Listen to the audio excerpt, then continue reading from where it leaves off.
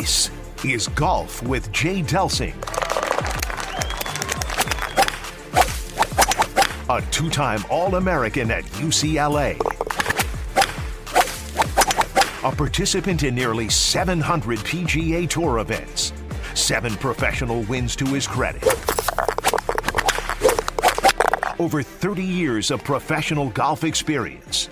A member of the St. Louis Sports Hall of Fame. This is Golf with Jay Delsing. This is Golf with Jay Delsing on 101 ESPN. We're coming to you from the CarShield Studios presented by Daugherty Business Solutions. I'm Dan McLaughlin. That over there is Jay Delsing. We have a couple of great guests coming up in the next 2 hours. Clint Peters, owner, CEO of Sniper Golf, as we'll talk about one of the main issues in the game. That's the rollback of the golf ball, and he is heavily involved in that. And can't wait to visit with Nathan Charnes, Director of Golf at Winghaven, currently the National Secretary of the PGA of America, and he will be our guest in studio. But before we get to all that, Happy New Year, Jay. It's been a couple of weeks since we've been in person together in studio, but great to be with you. You too, Danny. Happy New Year. Yeah, man, we have so much to talk about. Happy New Year to all the folks out there. I hope that 2024 is a great year for us professionally, personally, golf-wise. Let's get into it, Danny. There is a lot to talk about. So golf returned this weekend, the Century. They'll wrap that up today in Hawaii. It's early in the year, but it is back. Golf is back as they've gone on a full calendar now, the way that they set up the schedule. Yeah, it's interesting. I like this better. It's super fun. Man, Danny, that plantation golf course at Kapalua over in Maui, what a beautiful view. I can remember playing over there and being able to see whales, flopping out. How cool is that? Yeah, just like North County up here. Absolutely. There's always a whale coming down the Mississippi River up there where we grew up. The lakes of Norwood providing whales. Yeah, it's super cool. Man, D, there is so much. It's still turmoil as far as I'm concerned. So many questions to answer. Where do we start? Well, I'm going to get into that in just a moment, but okay. I want to ask you about playing, like what the players are dealing with the weather this early in the season. Yeah. It's warm in Hawaii, but what is it like playing this early in the season? Well, the good news is, so that's Ben Crenshaw designed the Plantation Golf Course, and the fairways are extremely generous. Now, when the trade winds blow, that golf course gets much dicier. If you get a 15-mile-per-hour wind or so, which is pretty, I almost would say that would be atypical because it usually blows more than that. But those sort of conditions, if you're not on your game, that golf course will not seem easy to you. But for guys like Colin Morikawa last year, absolutely tore it up until the last. I think he had a 5 or 6 stroke lead until things kind of unwound and John Rahm won last year. But the golf course is very fair.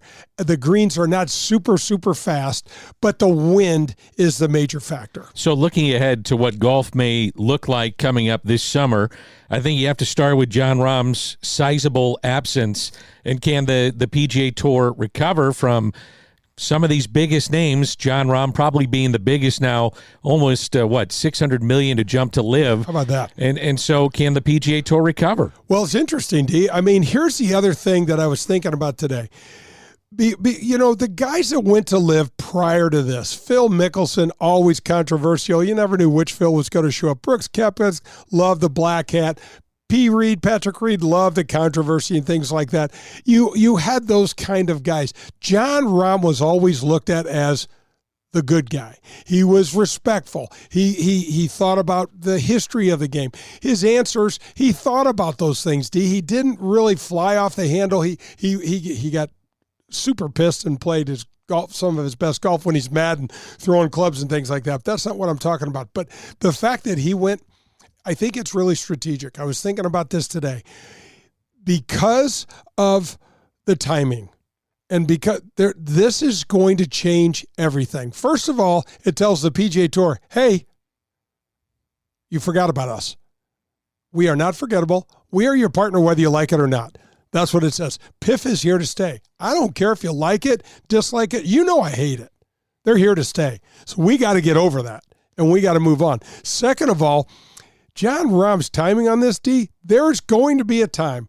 And David Faraday and I talked about this with you, and you and I talk about it all the time, where it's like, there's no way for them to get back together. There's a way. There's a way, and they're going to be back together. And Jon Rahm is going to look like a genius because he's going to have his cake and eat it too. Rory McIlroy really softened his stance on LIV this past week. I thought there wouldn't be a day that he would soften his stance, but sure enough, he has done that. He said, I probably jumped the gun a little early on this. He was the face of the PGA Tour saying, we don't want anything to do with LIV, and now really has softened his stance. I didn't know Rory could moonwalk. I did. That's what it is right now. Well, it is. And, it's interesting. One of the things that I read in the Rory article, D, is he said, not everybody is as lucky as Tiger Woods and I and he was poignantly pointing out their bank accounts. They got hundreds of millions of dollars. It was valid. It's valid. And I got it. And I'll get back to this. I'll get to Rory's point of view in a minute. But he said, why should I be the guy to say, hey, Ian Poulter, why would you go for $50 million? Or hey, Phil Mickelson, why? So a lot of judgment, and I really appreciate that from Rory. I also appreciate the fact that he's able to do a little self-analysis, Danny. I mean, some of these players that I've seen over the course of my career, it's like, what planet are you living on? Because your comments show absolutely zero sense that you have some sort of ability to read the room. You know what I mean? It's like, and Rory does that extremely well. And you know what else, Danny? I love a guy that's going to say, hey, I jacked that up. I screwed up. I shouldn't. I should have thought more about it this way. But I think the biggest impetus that threw this into his wheelhouse was that PIF's not going away. No. They're going to be involved. And it's unlimited resources, 100%. Too. And I mean, it's like, well, let's figure it out.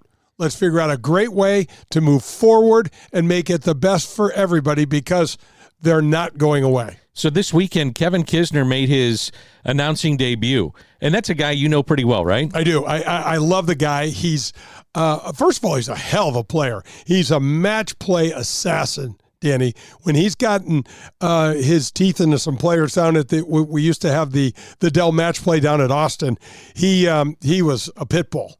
I mean, I think he went at one point in time, and it might have even been when it was still the Accenture match play, but he went like 14-1 over the course of 2 years. I mean, this guy is he just lulls you to sleep. He doesn't hit it a long way, but man, he's brilliant around the greens, and he's tough as nails, and I like him. I do too. Golf Writers Association of America, their yearly wrap-up, they went with the Player of the Year, Jon Rahm. Jon Rahm for the men, Lilia Vu for the ladies, and then Steve Stricker, PGA Tour champions. He got nearly 80% of the first. That's no surprise whatsoever. Right. It did surprise me a little bit. I wonder when the vote was taken. I don't know, but Jon Rahm gets the Player of the Year. Not that he doesn't deserve it, but with everything that's transpired, I thought some of the writers may say, we're not going to give it to Jon Rahm. Right. Well, what else is interesting is Scotty Scheffler got one of the other Player of the Year awards, Danny. And that's right.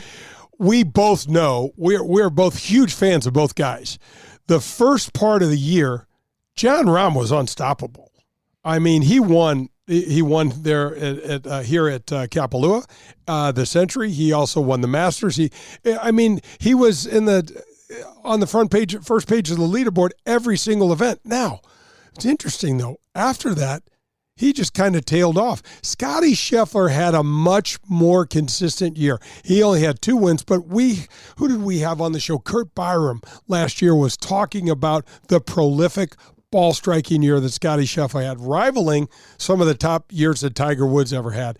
And so it's a tough one. Scotty Scheffler absolutely putted like he didn't know how to play golf. Yeah, it was really odd. It was really odd. But Danny, what was one of the facts that Scheffler had? He didn't finish out of the top 12 for 18 months or something like that. Yeah, something insane. And it's our show. We're never exact on the facts, but we're in the ballpark. I want to look forward to the President's Cup, Montreal in 2024, 12-man teams, and the U.S. captain is Jim Furyk. And coming off the Ryder Cup, I'll be fascinated to see how this unfolds this summer. Yeah, I've been working on getting Jim on the show. We're going to get him on the show. They're playing at Royal Montreal, Danny, and I played up there when Tiger Woods' cut streak was broken, where he wound up missing the cut at Royal Montreal. And Montreal is a phenomenal city. I know you've been there multiple times. Love it. It's got an old world flavor to it, Danny. A lot of water. You can go to some old town Montreal and some cool restaurants and shops. And for whatever reason, to me, when there's some of the way they speak French, it just sounds super cool. I had no idea what they were saying, but I'm like, yeah, I'll take whatever that is over there. So the PGA Tour, Saudi's public investment fund, extended negotiations, and no surprise. I mean, they wanted to get it done by December 31st. That's not the case, and that's going to be a major story moving forward. Right, and the details that are going to come out, because this deal's going to get done, and I don't know what it's going to look like, and I literally cannot wait. I mean, I want to know what's going to happen to Liv. I want to know what's going to, this big thing, Danny, we've talked about, and you're probably so sick and tired of me. No, I love it. But how about when they're trying to evaluate what the PGA Tour is worth, and there's all sorts of it. So we have I think we have 50 or 51 TPCs around the country. We also have I know my portion of retirement is part of those assets. How does all this shake out? I mean, I think there's over 3,000 people that work for the PGA Tour now. We have this massive headquarters down in Jacksonville, and we own the Players Championship, and we don't own a major, but we own the Players Championship, which is like the fifth. What does that look like? And what does it really mean? They've talked about this thing called an equalization fund, or this retribution fund, where they're going to pay the U.S. players from the Saudis that didn't jump. What does that look like? Yeah, we have no idea at this point. And that's one of the things we talked about is, if you did not jump to live, how do you get fully compensated to be made whole? Right. And that's something they're going to have to figure out. The last time that you and I talked, we're getting ready for the PNC. So Tiger was playing with his son. That? I want to start with first Tiger's swing. What did you see? What did you like? Well, first of all, we got to see him in the Hero, which we talked a little bit about that last year, and then I think he had a week off, and then the PNC, and so I thought it was interesting. I mean, I thought Charlie was way more interesting. I did too. Wow, but he's got a little edge. He's got some confidence. Yeah. Well, when you have dear old dad behind you hitting that, you're playing a scramble, it's pretty neat. But anyway, I thought Tiger walked pretty well. I was impressed the fact that at Hero he walked the 4 days. There wasn't. I thought his game was extremely rusty. He did make 19 birdies down there, Danny. The guy's just, anything he does, I'm interested in, and I was really interested in his footwork. And I thought it was, you could tell that it's a little bit softer, maybe a little bit more unsure, for lack of a better way to say it. But I think he's going to be able to figure it out with where he is now, meaning he doesn't have to continually rehab. Now he can start training. Massive difference when you're rehabbing an injury. You're going to several specific areas of the body and trying to get those stronger. But when you start training, Danny, now it's golf. This is not, the rehab is not golf. It's life. I can't walk. I've got to rehab. This is, okay, I can walk. Now I train. And he's a beast. He's a beast with it. So you have a trained eye, obviously, with 30 years on the PGA Tour and everything that you've done professionally and what you've done at the collegiate level. When you watch Charlie Woods, what do you see? I mean, he's a young guy at this point, but with his swing, his swagger, way he conducts himself, what do you see out of Charlie Woods? Oh, I see everything you need as what is he, a 14, 15, I think now. 14, he's a freshman. He's a freshman and in high school. I mean, he's got everything he needs. I mean, the biggest thing that we're going to see about Charlie is, how big is he going to get? How strong is he going to get? How is he able to manage all those growth things, Danny? And then we've really got to see him start shooting lower scores more often, which he's already got smatterings of low scores. What really impressed me this year over last D was the speed that the young guy had. It's incredible, isn't it? He's starting to grow into his body. Right, I think he hit a couple of drives 320, didn't he? Yes, he did. Yeah, just pretty like good. you. Not quite. Let's tip our cap, and we're going to tip our cap to a guy that you know quite well, and we're going to visit with him in our next segment. That's Clint Peters, but in particular, what he's doing with the golf ball. He is the owner and CEO of Sniper Golf, and let's tip our cap. Thank you. The tip of the cap is brought to our friends Colin Burnt and the Dean Team Volkswagen of Kirkwood. 314-966-0303. Folks, any sort of vehicle, Clint is your guy. I'm driving a Clint car. My daughter's driving a Clint vehicle. So is Pearlie. He will help you. You can email me, jay@jdelsingolf.com, and I'll personally introduce you to Colin.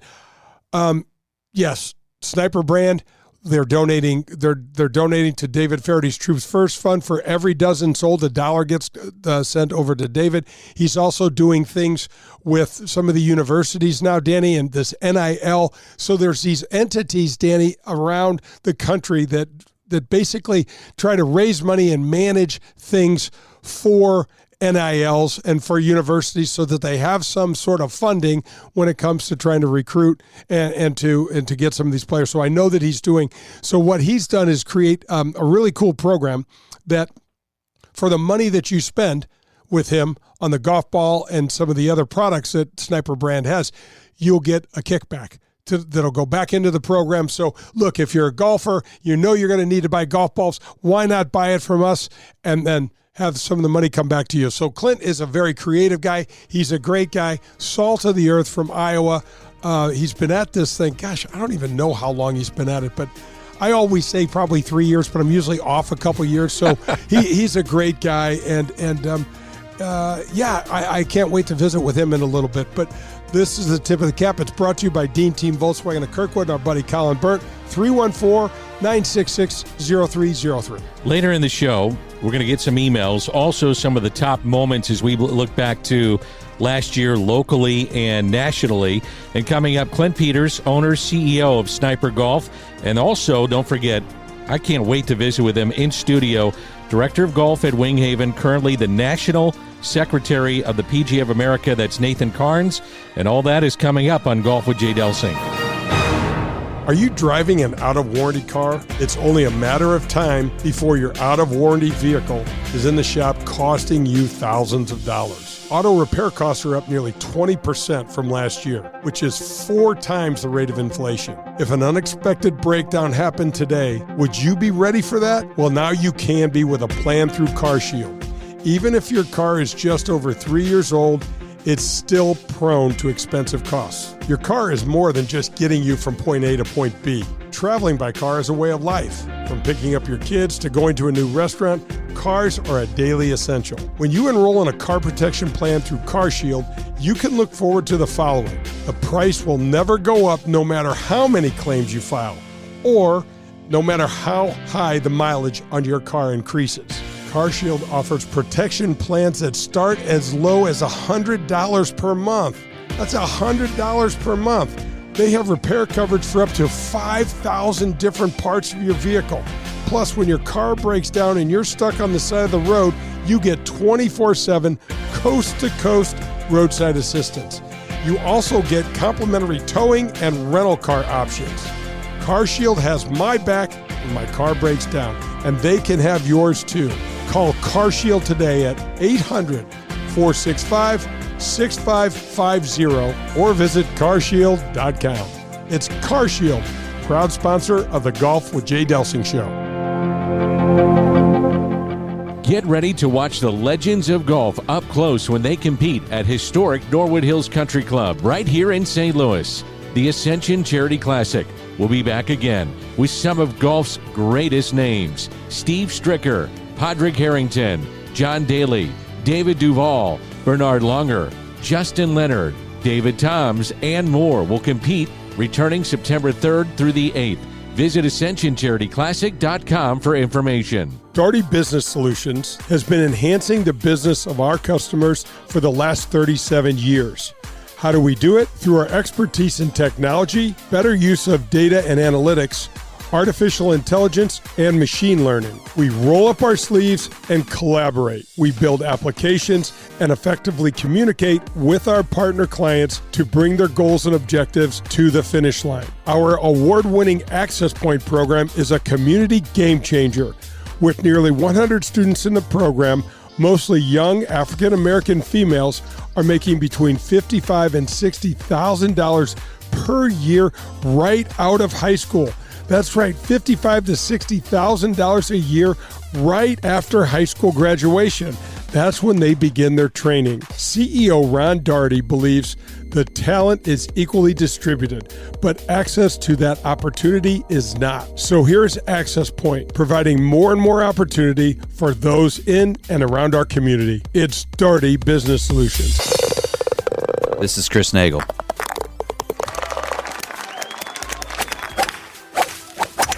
And you're listening to Golf with Jay Delsing. If you're in the market for a new or used vehicle, any make or model, then you need to visit the Dean Team Volkswagen of Kirkwood. They are the official vehicle provider of the Golf with Jay Delsing show. My daughter and I both drive vehicles supplied by Colin and the Dean Team Volkswagen of Kirkwood. And the reason we have them is because we know we can trust them. They made the car buying experience painless and very easy. Their customer service is second to none. They provided my daughter with a loaner car when her Passat needed repairs. Every single step of the car buying experience was taken care of for us. You can reach Colin at 314-966-0303, and he will answer all of your questions and put your mind at ease. The Dean Team Volkswagen of Kirkwood has new or pre-owned vehicles to be purchased or leased, whichever you prefer. Once you visit the Dean Team Volkswagen on Manchester and Kirkwood, you'll become a customer for life because they'll treat you like family. The Dean Team Volkswagen of Kirkwood, the official vehicle provider of the Golf with Jay Delsing show.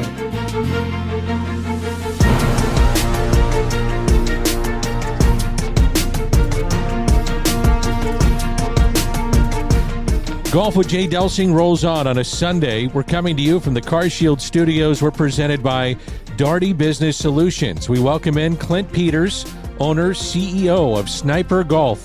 I play Sniper Golf ball. I know you do too, Jay. Yeah, Clint. Hey, welcome to the show. Happy New Year to you.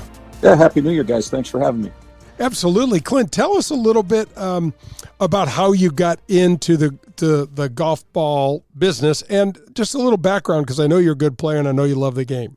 Yeah, so I think it's been 5 years ago now. I noticed a company that was a putter company at the time, and it was for sale. And I was interested, being a golfer, competitive guy, and having been in sales for a couple of decades, of potentially looking at a golf business. And one thing led to another, and I ended up acquiring the business. And my joke now is I've never met anybody that's lost two putters in a round of golf.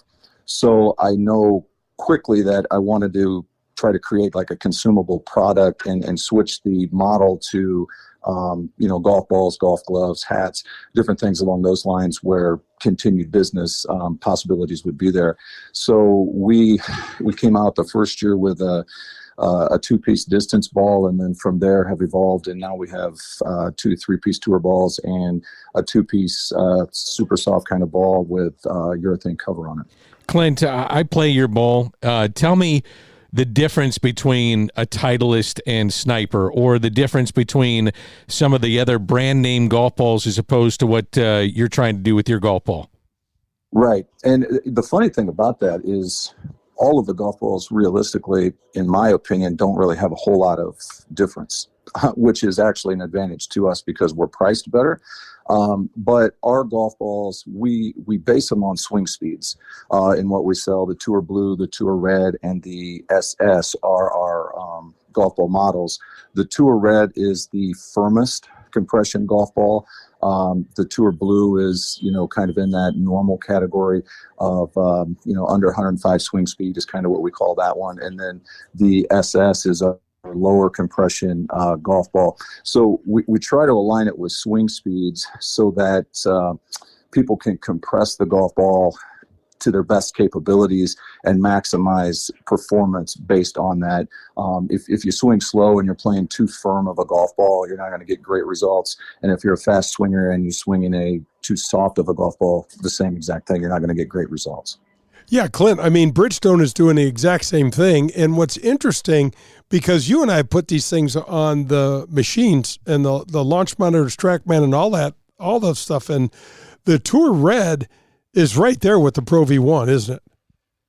Yeah, I've had people tell me, other than, maybe a difference in, the look of it, the cover or color or the font on the on the golf ball, the differences in sound between all golf balls, that's really the only thing they can notice initially. And it's not that they only notice it with our ball, but if somebody's, say, a Pro V1 player and they play a Bridgestone, they'll probably see and feel and hear a difference as well. But once they play the golf ball for 18, 36 holes, however long it is, performance-wise, there really is no difference. We actually win in some of the categories when compared to, the major brands, and the ones that we don't are all within decimal points that, 95, 99% of people would never even notice the difference of. Clint Peters is our guest, the owner, CEO of Sniper Golf. What was your initial reaction? You're in the golf ball business and you hear about the rollback, what it means to you, what it means for the average consumer, those that play golf. What did you initially think when you heard that news? Yeah, so my initial thought was, holy smokes, when will this take effect? I know it's been talked about for a long time, and I know from a manufacturing production standpoint and things, it would take a minute to get things to where it needs to be. But overall, I guess from a personal standpoint, I can see both sides of it.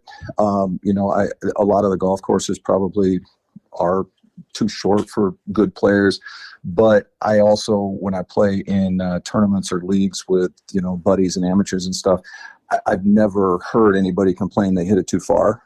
When it comes to that as well. So I kind of see it, from both perspectives.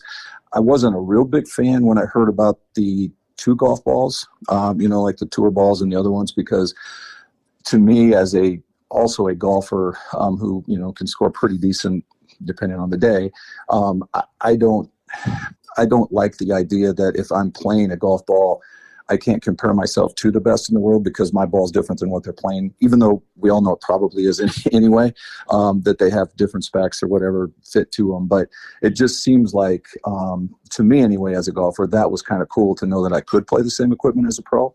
Probably shouldn't, but I could, if I wanted to. Clint, what does it mean? So now it's not going to be enacted, I guess, until 2028. So there's lots of time, but what will it mean in terms of manufacturing? Like, how in the hell is this going to really happen?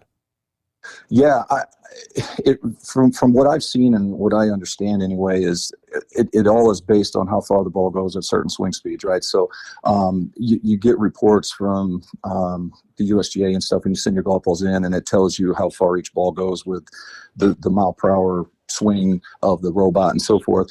And my assumption is then, from a manufacturing standpoint, is everything is dialed back from a golf ball composition factor, I guess, if you will, so that at the next swing speed level that's being tested, the golf ball has to stay within the parameters now of the new regulations. So that is at least what it is. And then it would just simply be, figuring out how to, I guess, dial it back in a similar fashion as what everybody for the last few years has figured out how to maybe push it forward. So I think it's not, something that's extremely difficult to do. From our perspective, at least, and I'm assuming other golf ball companies similar to us, one of the other things is, inventory control, and how do you figure out how to, zero out this ball and then have the next ball in without them overlapping, kind of a thing, because you don't want your golf ball to come in, or at least I wouldn't anyway, where it's going to go a little bit shorter before it has to, because then people are going to compare it to the balls that are under the current platform. So there's more semantics to it, I think, from that perspective. But I think from a production manufacturing deal, it's kind of just the opposite of what everybody's been doing for a long time. Of, instead of trying to go farther, it's just dialing it back to how to not go as far. Clint, is that got more to do with the cover or the core? And I don't want to get too far into the dynamics of the golf ball, but I'm interested because these new balls today, they fly like rockets and they spin like baladas. Yeah. My assumption, and we haven't really had a ton of discussion yet from a manufacturing and production perspective on that kind of thing, but my initial thinking is you're probably looking at, compressions and materials and dimple patterns and softness and hardness of covers and things like that, like you just mentioned, and kind of putting it all together and figuring out how to get to what the new ceiling is. Because what in my opinion anyway, what ultimately happens is right now the regulations where they are, every golf ball that's out there knows what the ceiling is, and they all are within millimeters, yard, whatever it is of that. When that changes, it will be what materials will be used, and how do we build these things to now get to that ceiling as closely as possible without going over it. And I think it's all those things I mentioned. It's compressions and materials and dimple patterns and just all of that kind of stuff that is into golf balls. Now, Clint, you're a good player. You're a low single digit. When this came out, and we had the pleasure and opportunity to have Seth Waugh, who's the CEO of the PGA of America, come on, and he said in no uncertain terms to Danny and I, we do not support anything in any fashion that makes golf harder for our customers. And I started thinking, so if the ball's going to fly shorter, obviously it's going to make the game harder, because you're not getting more control with losing a couple yards. From a personal standpoint, I can't imagine you were tickled about this. Well, no. And it's like I said, a little bit ago, I've never been in a group or foursome or an event or anything and heard people before or after rounds or during the round say, I'm hitting the ball too far. I don't think I've ever heard that. People, you hit a I've never said it. You hit a good shot that goes a long ways. Those kind of things for, people like myself and the people I play with and people at most clubs that are not professionals, that long, perfect shot is what brings you back to the game. That the feeling of a 300-yard drive or 250-yard drive or 220-yard drag, whoever you are, whatever player is. And, if you were to, when these new golf balls come out, if you're normally a 275-yard hitter and all of a sudden it's going 265 or 270, and then now you're hitting another club into the same hole for the last 20 years you've played, and you've hit an 8-iron and now it's a 7-iron, or something like that. From my perspective anyway, as a golfer, I don't know how that's more enjoyable. Clint Peters is our guest, owner, CEO of Sniper Golf. Take an average golfer and explain how you test a golf ball. What goes through the testing of a golf ball to make sure that you're giving that average golfer the best product you can? Yeah, so I do a lot of this stuff, like from our manufacturer. I'll get various samples in, and I will go out and play them myself, and then, kind of get an idea of what the feel is and how it compares to maybe the existing model. I'll have people who I play with, hit one here and there and kind of do the same thing. Then we'll take them and we'll test them on, simulators and TrackMans and that kind of thing against other golf balls for, flights and spins and distance and the feel and all of those kind of things. And it ultimately then comes down to whatever, from my perspective, I feel like we've dialed it into a pretty decent finished product. That's kind of the components that we end up, going with. And, what feels good for me probably isn't what feels good for everybody else. So I don't know if you ever solve the problem of, dialing it in perfectly to every golfer loving it. So that's just kind of the approach I've taken is, if I can shoot around par, I can kind of tell the difference between most golf balls. I want to play one personally myself that's not going to make me shoot worse, right? So right. I'm going to just make sure that all of those things are there. The distance is there, the spin is there and everything. And then I will have other people around, and then we'll also use all of the technology and stuff like that from, like I said before, the simulators and that track spin. And we try to put it together the best we can. Clint, I can't believe that you've been doing this for almost 5 years now. Time flies. Let's talk about some of the other products that that Sniper has. I've actually played and used the glove, and the glove is really interesting, and the price point's fantastic. Yeah. So gloves are, something that pretty much, a high percentage of people play or use while they play. Other than, you can only name probably a few of the professionals who don't. Couples comes to mind, and so maybe I think Lee Jansen, maybe some of those guys didn't use gloves, but most people do. So the other thing with gloves is the feel and the price zone and stuff. So we got in some leathers and like you said, Jay, you've had them and used them and played with them and stuff. And we tried to get a leather that feels really, really soft or feels good when you put it on. That obviously is the start. And then figuring out the durability, how many rounds and stuff can you get out of it. But to me, if I were to then look as a consumer at a Sniper golf glove and I was going to buy it online, and I'd never touched it, never felt it or anything like that, would I pay $25, $35 for an unknown brand, unknown golf glove?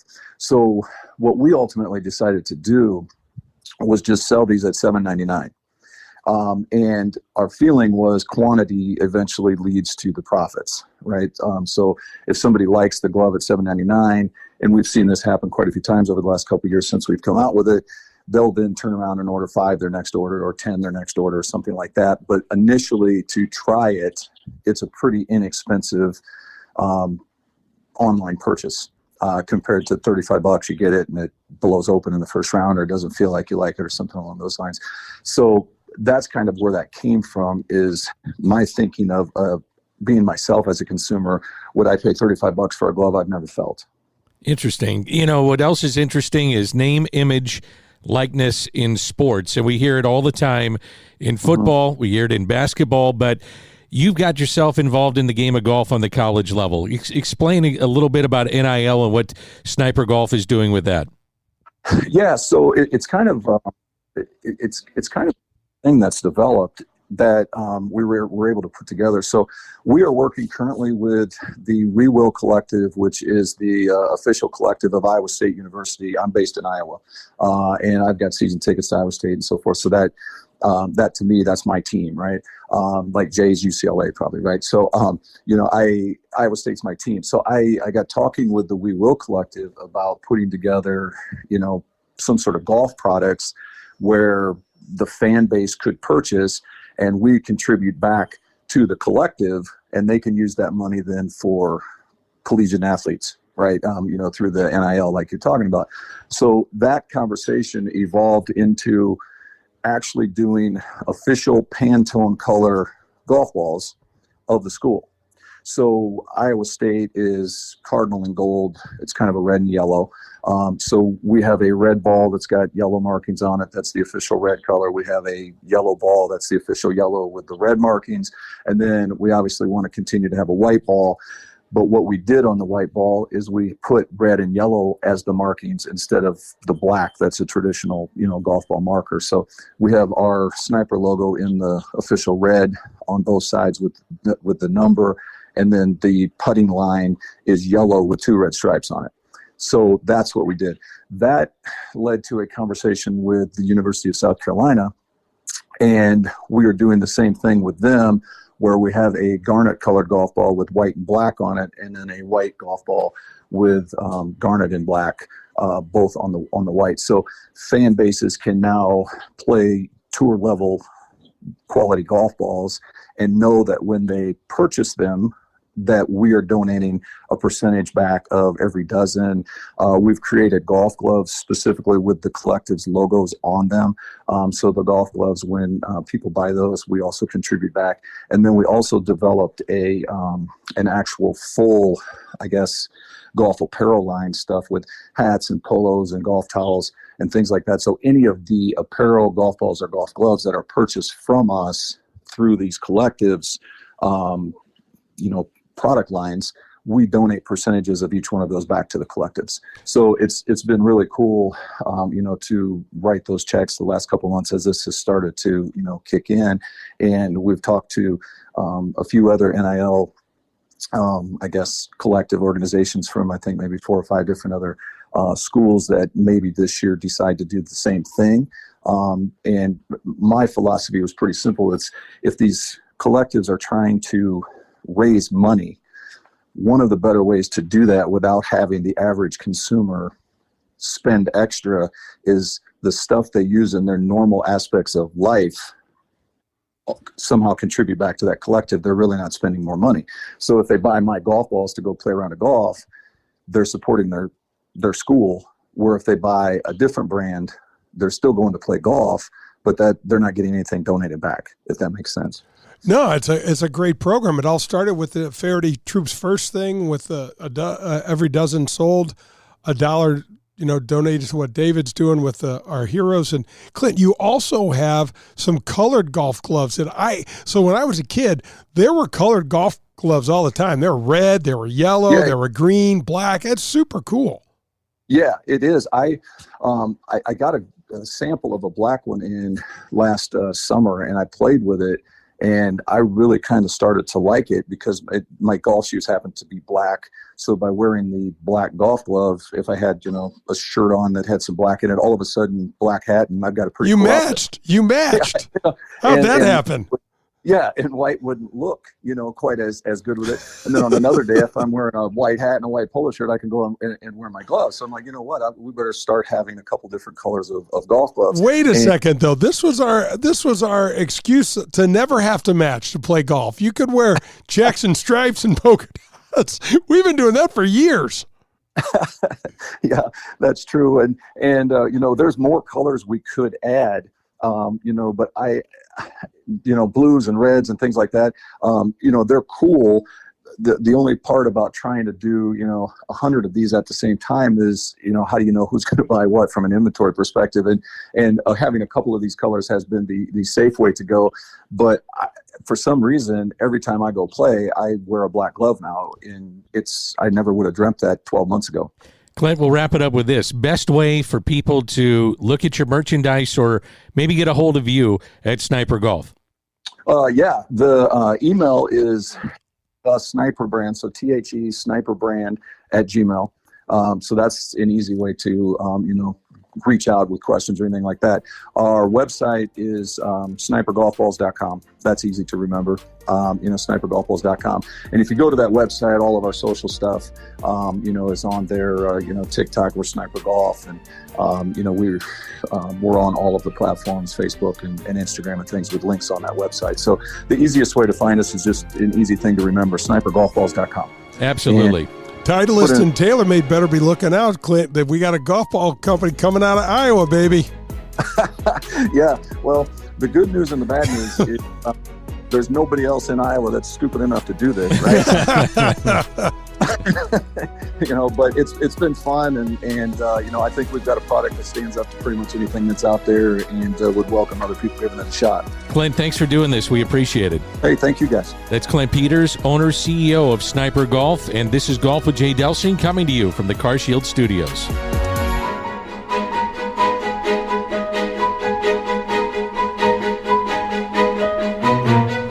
Do you remember the golden rule? I'm sure you do, but just in case, it goes like this. Treat people the way that you'd like to be treated. At People's National Bank, that one statement is the cornerstone of what this bank is all about. Locally owned, with 23 locations in Southern Illinois and the metropolitan St. Louis area, People's National Bank parlays a robust menu of commercial or personal banking services you could possibly need, with a friendly yet hardworking Midwestern attitude. Maybe you just want to do business with a bank whose entire team lives in the same neighborhoods as we do. If you're like me and doing business with someone you trust is important to you, then People's National Bank is the bank for you. Jason Rantham, local president, is here for you to call, and he'll answer any questions you may have.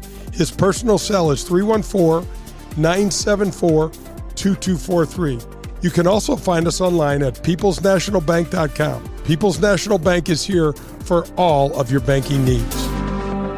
Hey, St. Louis, Eddie McVeigh here from Maggie O'Brien's. When you head downtown for a concert or Cards or Blues game, and now for the St. Louis City soccer game, please come see us at Maggie O'Brien's before and after your event. Take our shuttle to and from, or stay in-house and watch your favorite team on our multiple high-def TVs.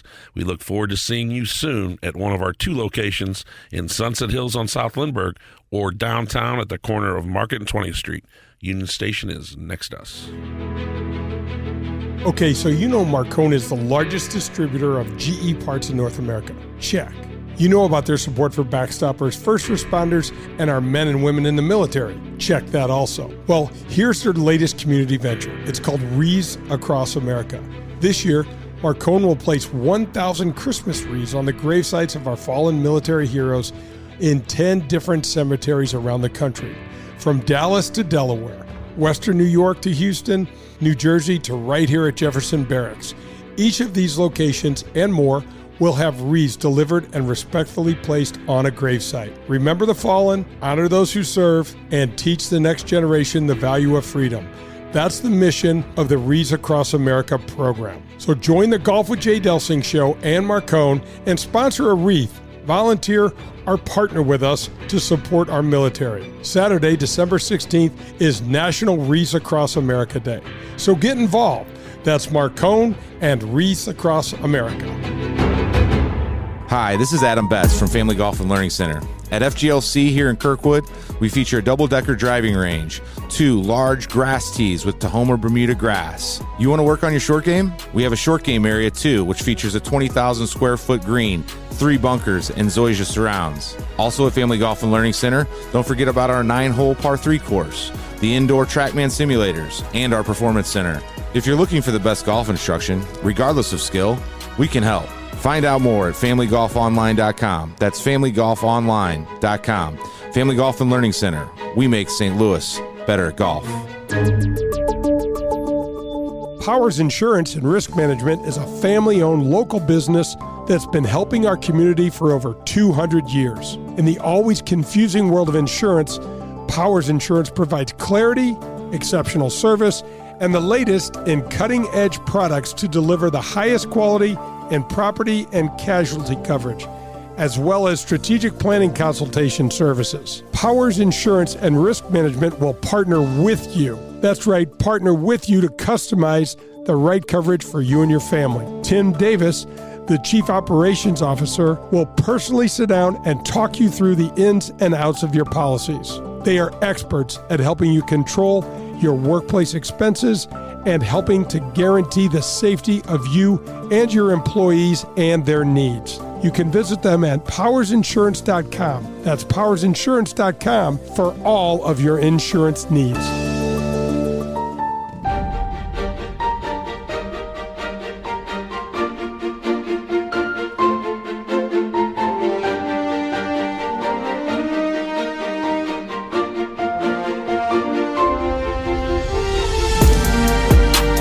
Golf with Jay Delsing rolls on a Sunday morning on 101 ESPN. We just wrapped up our visit with Clint Peters, the owner, CEO of Sniper Golf. Coming up a little later, Nathan Charnes. I can see him outside our window. He'll be with us in studio, director of golf at Winghaven and currently the national secretary of the PGA of America. All right, Jay Bird, let's start with Clint Peters. What stood out in our visit with him? I thought it was interesting how the NIL, even though, Danny, that's not necessarily going for golf, leave it to golf to figure out another way to raise money and to try to subsidize some of the other sports. And I thought that was really cool. So University of South Carolina is already in the fold. We've got Iowa State in the fold. I know Arizona State has had some conversations with them. So I was a little surprised, to be quite honest, but not really. I mean, the game is a societal powerhouse. It raises money all sorts of different ways. We were talking about the top moments that we wanted to get into from a year ago. We didn't have a situation in which we were able on the show to go like 1 through 10, but I'm going to throw some of these things out at you. We talked about this, but I'll start with this. Tiger has announced he's going to play once a month. That's huge news for golf fans across the world. Oh my gosh. Think about that. We could have a show every single week on Tiger. Absolutely. I mean, if he Why do you think I brought it up? I know. I just love it. I just love watching him, Danny. And we were talking last segment about his son, and I just think it's fantastic. It's great for the game, and I want to see the difference between early Tiger in the 2024 season and then what it's like after the the Masters is going to be interesting, but the Masters is by far and away going to be the hardest golf course he has to walk all year. And I'd much prefer that to have been at the end of the year so he'd have a little time to build up, but he doesn't. So I'm really interested. One of our visits this past year was with Barbara Nicholas, and we got into the Play Yellow initiative, something that we did locally here, and I know it's something you're very proud of. Oh, Danny, and thank you again so much for emceeing that thing. I remember Melissa and her team looking at me and like, how does he do that? You had to call off, and I'm an exaggerator. I'm an exaggerator by nature. Okay, so how many names do you think you called off for those prizes? It was a lot. Oh, yeah. But it was fun. You did it with such calm, and you're like, we've got Joe, and we've got Lucy, and everybody's running around, and you're like, how does he do that? I'm like, the dude's a pro. But how about those three special girls, Zoe, Tian, and Lily? How about those girls? And we got to walk around with them, and the hospital has directly, and Children's Miracle Network has directly contributed to some of their care. And to see those girls and their families doing so well out of Topgolf, it just makes your heart swell. One of my favorite visits we had, and we've had some really big-name guests, but I just thought he was great. He was down to earth and is kind of the everyman that made it and has done great things. But that's Michael Block and what he offers to golf. Probably my biggest on-course highlight of the year was him making that hole-in-one on 15 at Oak Hill with Rory. I mean, how could you script anything? Danny, that's a movie. You know, and I loved what Michael, I'll never forget this because Michael and I become friends and we're texting and everything. And I sent him a text the other day and I said, you know how texting slang is. I'm like, I'm still laughing at the fact that you played 18 holes of golf with Rory and didn't look him in the eye till the 14th tee. And he's like, yeah, man, I looked at his shoes all day. I couldn't do it. It was too intimidating. I love it. I thought that was great. On a negative side, it still was fun to watch, but I know you were really disappointed. I was too in the Ryder Cup and how the Americans fared at the Ryder Cup this year. Hopefully we got to learn, Danny. We came out so flat the first day. Nobody had played. One person had played in a tournament in the prior 5.5 weeks to the run up for the Ryder Cup, and we got smoked. And it all happened the first day. After the first day, it was pretty much dead even, and it just shows you. The other thing is, I am so excited to watch Adberg play. I cannot wait to watch this kid play and see what he does. I don't know his game well. I remember watching it at the Ryder Cup, but he was the number one amateur in the world for 2 years. He played at Texas Tech. PGA Tour University, he was the number one. So he already had a year under his belt, and he's won what, 3 times? 3 times already. Pretty awesome. Pretty awesome. Locally, a big story, as it is every September, the Ascension Charity Classic. You competed in that. Steve Flesh shoots a course record. That was fun. That was fun to see. It was really fun. It was great to have Fleshy on the show after he won. Talked about winning with his son Griffin on the bag and how he's thinking on the back nine like, oh, man, if I could, I don't want to screw this up. I don't want to do that. And he's like, wait a minute. I got to get back to, hitting shots. And so, yeah, I thought it was pretty candid of him. Also, Danny, how he kind of let us inside his head a little bit and some of the crazy thoughts that run through there, even when you were leading the golf tournament. And I think, Danny, how about this? You're in contention, and you start off Sunday's round 7 under after 7. Pretty good. Yeah, you're knocking him down, man. That was unbelievable how he did that. I thought it was a typo when I did I was too. like, he did what? I was following you, and then I was following the leaderboard, and I just kept seeing the numbers go lower.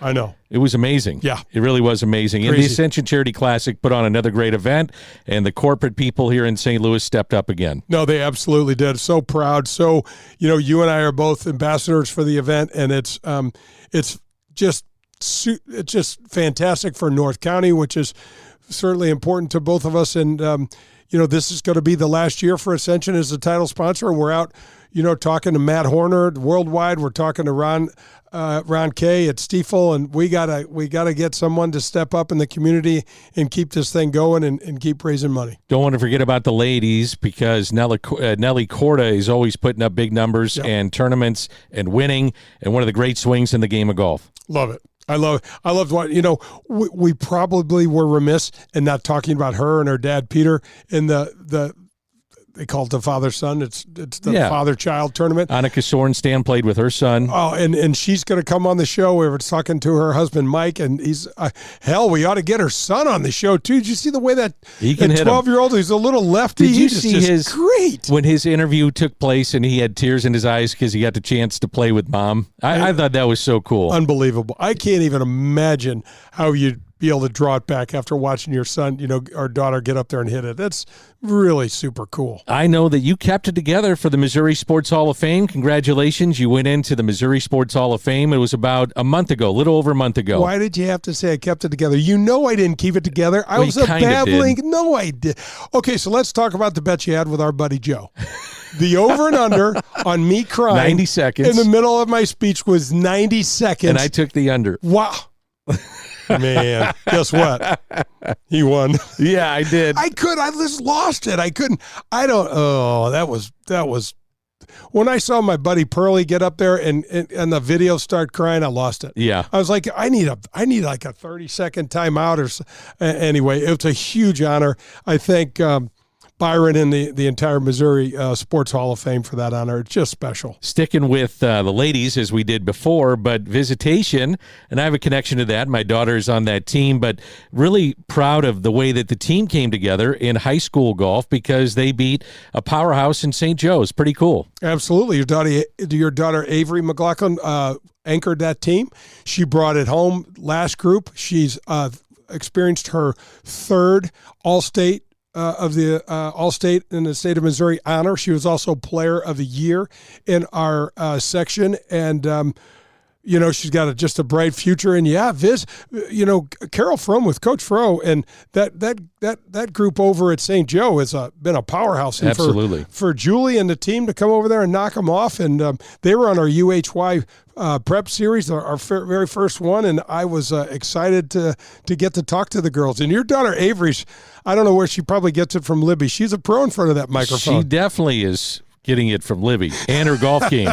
There was a couple of guys that won majors that kind of came from nowhere a little bit, but Wyndham Clark and Brian Harmon. Yeah, absolutely. And props to you because and we'll probably get into that a little bit this year, but you nailed Brian Harmon out of nowhere to win the Open Championship at 2,500. What was 25,000? Whatever it was.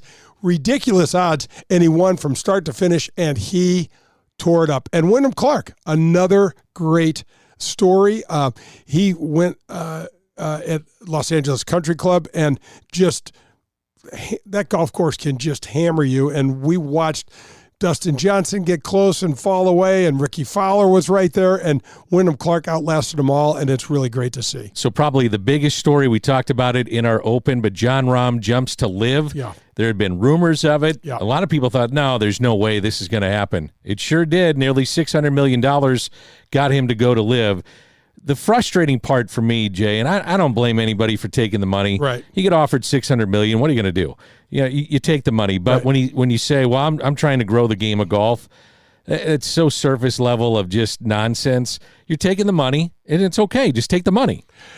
Because you're not growing it, because you're not being seen by anybody on the WB. Of course not. And Fred Couples had a great response that I think I called you as soon as I woke up, or you called me.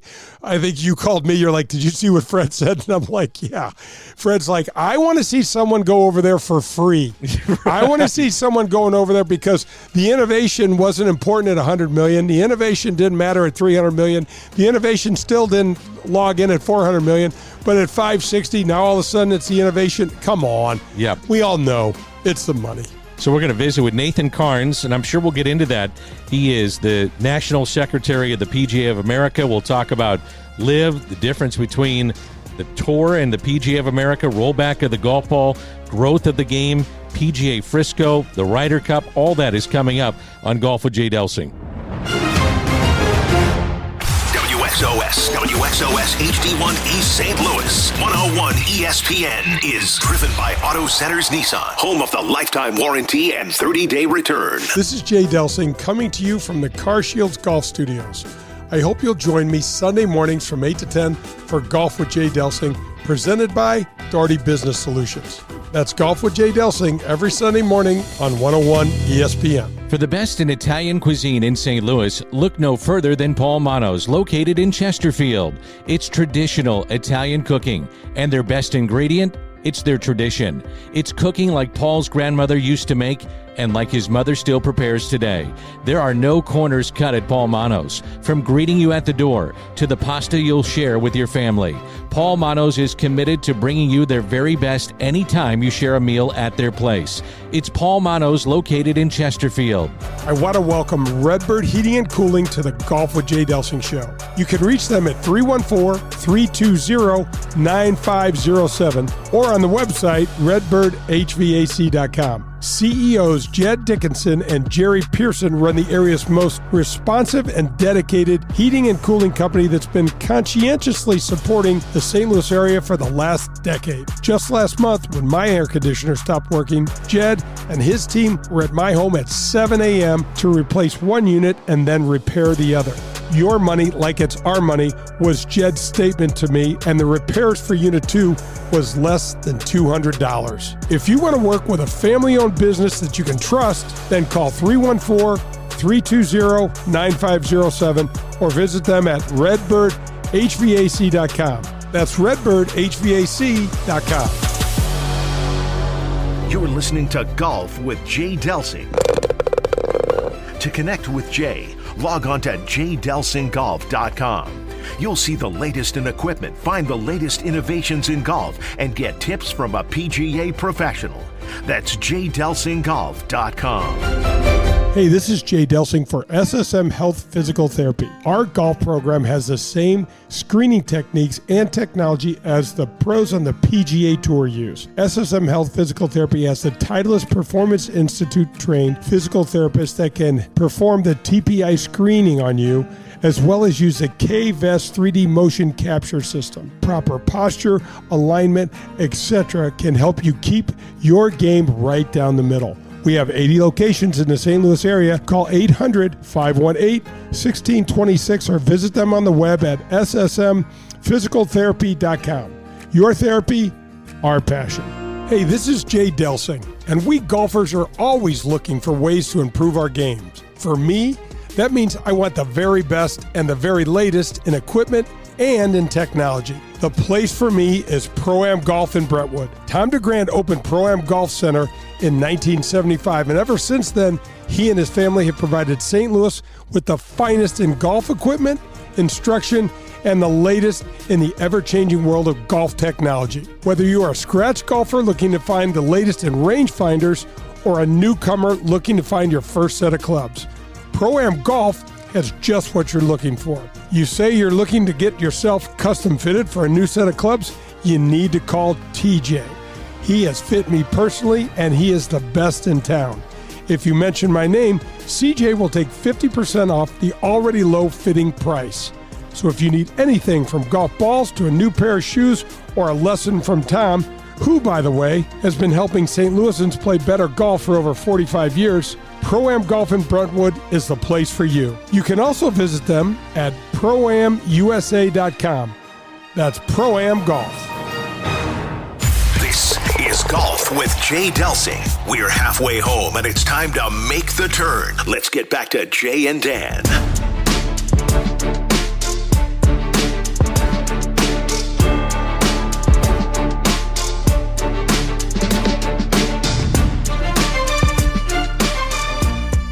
Golf with Jay Delsing rolls on a Sunday morning on 101 ESPN as we come to you from the CarShield studios, and we're presented by Daugherty Business Solutions. With Jay Delsing, I'm Dan McLaughlin. In studio with us, Director of Golf at Winghaven, Nathan Charnes, and currently the National Secretary of the PGA of America. Thanks for coming in. We appreciate it. Yeah, I'm happy to be here. Good morning, and thank you. That's a big responsibility. I mean, that title, National Secretary of the PGA of America, that's a big deal. Well, you know, what's amazing is it's been a year and 2 months since the election, and it still really hasn't settled in. So it's been, even though I'm well into the role of secretary, and if you don't know, you serve, once you're elected, you do 2 years as secretary, 2 years as vice president, 2 years as president, 2 years as honorary past president. So it's an 8-year stint as an officer of the PGA of America. The majority is the first 6. The last 2 isn't as much. You kind of get to do the fun stuff, not all the work.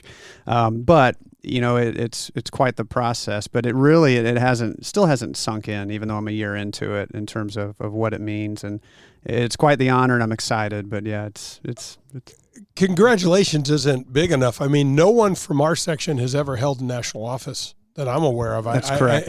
And the fact that you're going to be the president of the PGA of America, not that the secretary and the VP isn't cool, it is super cool, but 2 years as the president of the PGA of America is, I mean, it's badass. And Nathan, in this crazy time in our game, I mean, we've got to stay in touch with you, because what is unfolding and there's so many questions out there with LIV, with what this all means. But let's start with what you guys are doing.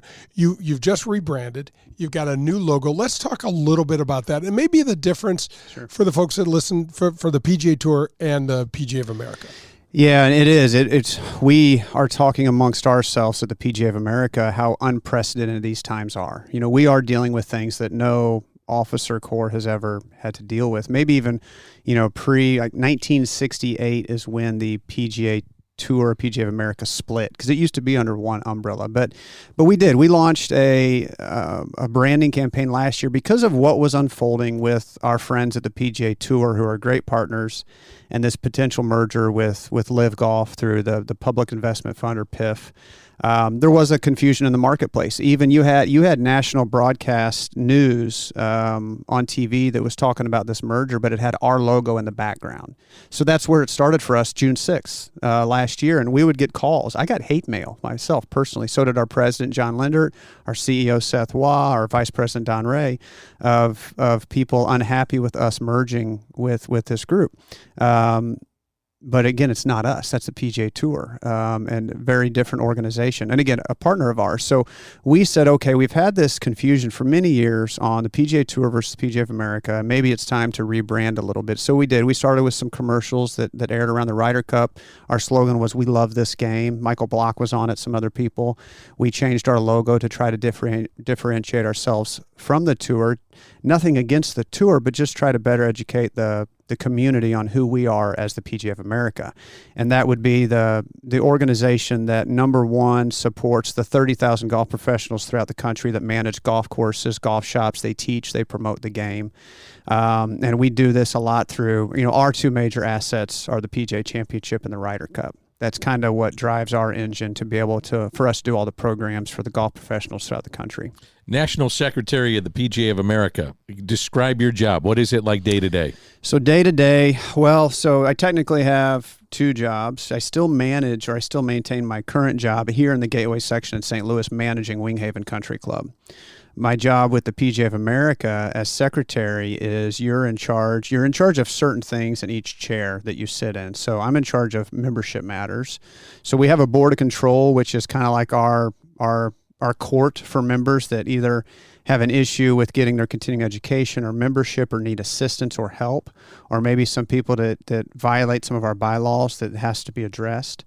So I manage that process. I manage membership numbers, so anything membership related, education, our professional development requirements, the number of members, associates, getting recruitment into the golf industry, anything that has to do with, again, the membership side. And then when I transition to vice president is in charge of budget and financials. Oh, have a lot of fun with that. Yeah, that's right. But Nathan, let's talk a little bit about associates. It's falling under your umbrella now. I mean, there's some really great things going on. Yeah, we actually, for last year, so the PGA of America, total number of members plus associates. So associates are people that are getting into the golf industry that want to become a PGA member. We've been hovering around 24,000 members and a few thousand associates. So call it, you've seen commercials, maybe 28,000 strong, 29,000. We've saw more of a growth last year in our associates since we've seen in 20 years. So we just surpassed 30,000 total PGA golf professionals, which is about, call it 25,000 members and another 4,000 to 5,000 associates that want to become members, which is great news because our numbers were going down for a few years, and there's a lot of jobs. There's about 10,000 facilities throughout in the country that employ PGA members, and we're going to have a lot of people retiring in the coming years. So we need more people coming up the ranks to replace these people to manage these operations and teach and promote the game. You mentioned at one point you will be the president. Has that resonated with you, the responsibility that has the president of the PGA of America? Yeah, no, it really hasn't. And I am thinking about it more just because of how quick the first year went. It is going to be here before I know it, and I'm not ready, right? I think that's why you have certain duties. Your 2 years as secretary, you have certain duties. Your 2 years as vice president. It hasn't resonated. It hasn't sunk in. I can say out loud that I will be the 45th president of the PGA. PGA started in 1916, so 2027, 2028. That's amazing, man. It is, cool. But it hasn't sunk in. And yeah. Jay mentioned it earlier. It's kind of cool. It is cool to be the first. So there was a gentleman named Jerry Ray who ran for this back in the 90s twice, and he didn't win. But the Gateway section's been around since 1976, and I was only the second person ever to run for national office because it is a big commitment. It's a commitment from your family first, your facility, because you're gone a lot. I traveled 115 days last year, and that was light. Like I could have done a lot more, but I tried to balance it. So it is it's very cool. Nathan's not going to, I'm interrupting. Nathan's not going to say this, but he absolutely wiped the floor with all the competition, so much so that before the numbers were, you had nobody opposing you, correct? Yes. I mean, that's a lot of Delsing speaking there, but Danny, I'm just telling you, I can remember when we were doing your pro-am and it was all but done already. I announced it that night. Yeah. It was an interesting year, 2022. So you basically campaign. It's a campaign. And each section, there's 41 sections of the PGA of America. Each has 2 votes. All your board members, the national board, there's 22 members. They each have a vote, and all your living past presidents, about 15, have a vote. So call it 110 votes. And you basically fight all year for these votes. And when a section is going to support you, they give you a letter of support, which is 2 votes. And we wanted, there was 3 candidates that year, and we wanted 15 letters by the annual meeting in November, and it couldn't have gone better. We had 15 letters by May 1st. So much to where one of the candidates did decide to throw in the towel, and the other one did in September, which has never happened, and so much to where I didn't really know what to do because it just hasn't happened that way before. You got some phenomenal support from the membership at Winghaven. We got to talk. We got to give them props because they've just been the golf. I think for me, Nathan, it just reinforces the golf community and how cool it is. Yeah, Winghaven Country Club is a wonderful place because of the members and the staff. Don't get me wrong, the golf course is great, the community is great, but I started at Winghaven in May of 2004, and the reason I'm still there is because of the members. They're just good people, and they've always been very supportive of everything we've done. Any fundraiser, any program, any situation where we raise money for a staff member in need or something in the community, they've always gone above and beyond. And what they did for me through this campaign was unbelievable. I mean, early on, the campaigns there's a financial commitment to it, and a group of members early on that year said, we're going to handle the money, you focus on the campaign, which was unbelievable. So it's kind of a funny story because then they came in my office the next week after they committed to doing that, and they said, hey, Nathan, we forgot to ask you, how much money do we need? So they came back in, and we figured out a plan, and it was cool. They raised so much money for me that we had about $10,000 in surplus at the end of the year, and we donated it to a lot of candidates. If they don't win but they come close, they run again in 2 years. So we agreed early on that if I didn't win but came close, I would have a nest egg to run again if I wanted to. Or if we were successful, we donated it to PGA Reach Gateway, which is the local charity for the Gateway section. That's phenomenal. Nathan Charnes is our guest, and he's in studio, director of golf at Winghaven, as he mentioned, currently the national secretary of the PGA of America. In the news, obviously, there's a bunch, as Jay mentioned, a lot of news. But what about the rollback of the golf ball, which we're going to see here in, 4 or 5 years, and how that's affected your job and for the average golfer out there that's listening right now? Yeah, so it's a complicated topic, and I think that there's a lot of different opinions on the rollback of whether it's right or wrong, or is it the right time? Should it happen? Should it not? And there's good arguments on both sides. At the PGA of America, there's a few things that are kind of underneath that rollback. Number one is we don't like the idea of bifurcation, which would be adopting two sets of rules, having one rule for amateurs, one rule for professionals. And I think, and we meet too, in my role, we meet with all the PGAs from around the world, around the globe, and nobody's really in favor of bifurcation. But some of the PGAs might be in favor of a rollback at some point. So again, bifurcation we're not a fan of. There's been such a growth in golf since the pandemic, and it's in a good place, and it's fun, and it's inviting to family, and of all ages, and of all genders, and of all levels, and anything that's going to make golf more difficult, we're not in favor of. So if that golf ball getting rolled back to where your average golfer is now hitting a 7-iron instead of a 9, we're not in favor of. The good news is what the USGA just came out with about 30 days ago is significantly better than what it was a year ago. They reduced the club head speed, they reduced some of the stuff to where now your average golfer at a very high level, if you assume they took the club head speed to 125 miles per hour from 127 or 29. So again, if your average golfer, assuming they swing at 125 miles per hour and assuming it's a center face hit, it's going to affect your average tour player 10 to 12 yards. Your average male golfer, your average country club, public golf course, your average male golfer 3 to 5 yards, and your average female golfer 1 to 3 yards. That's really not much.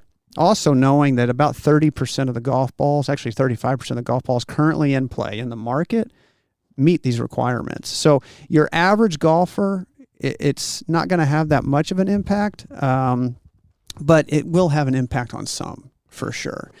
But I hope that there's still going to be more conversations on if it's going to affect the tour players only 10 to 12 yards, then what's the point? Because a lot of these courses that they're concerned about are I was reasons. just thinking that 10 to 12 yards. There's going to be played and there's set up and different things. So what are we really trying to accomplish here is a lot of the questions I get after, again, a year ago it was more. It was going to affect the tour players by 20 yards and the average golfer 12 yards. Well, that's significant, but now it's not. So now the question is okay, what's it really solving? And Jay, you'd be a great person to talk more about that from your level of play and now seeing it side of more like some of the golfers in the St. Louis community and what they're trying to do. Like, what's it really going to solve if that ball rolls back that small amount? It's not really going to solve much. I mean, there's a couple of things that come to mind, Nathan. We've never experienced this kind of boom in golf. We've never had this many people. Clubs are full, and golf is just soaring. It seems so tone deaf to me that we do anything right now, especially to make it harder for the average guy. But when I start thinking about your guys, the guys that are in the trenches, it just presents almost nightmarish time requirements for guys to try to explain what really might not even be significant because the biggest thing that you said there about describing this is the on-center hit. One of the things that make the tour player better than we hit it in the middle more often. That's just all there is to it. We still foul balls off, but the average, what is the average handicap? I think 20, 22, somewhere in there. How many center hits is a 22 handicap going to get in a round where he or she shoots 95? Not many, right? And so again, I think there's a lot of layers to it. So I'll take it to another level. So we at PGA of America, we have 30,000 golf professionals that most of them manage golf operations at green grass golf courses, right? They don't just, maybe they might work in different, we have sales reps, we have all sorts of different people, but most of our members manage golf operations. So imagine you're managing that operation now and you have a situation where let's say you have a dozen very high level kids playing in college level and they want to make it on the tour. You don't have the golf ball for them.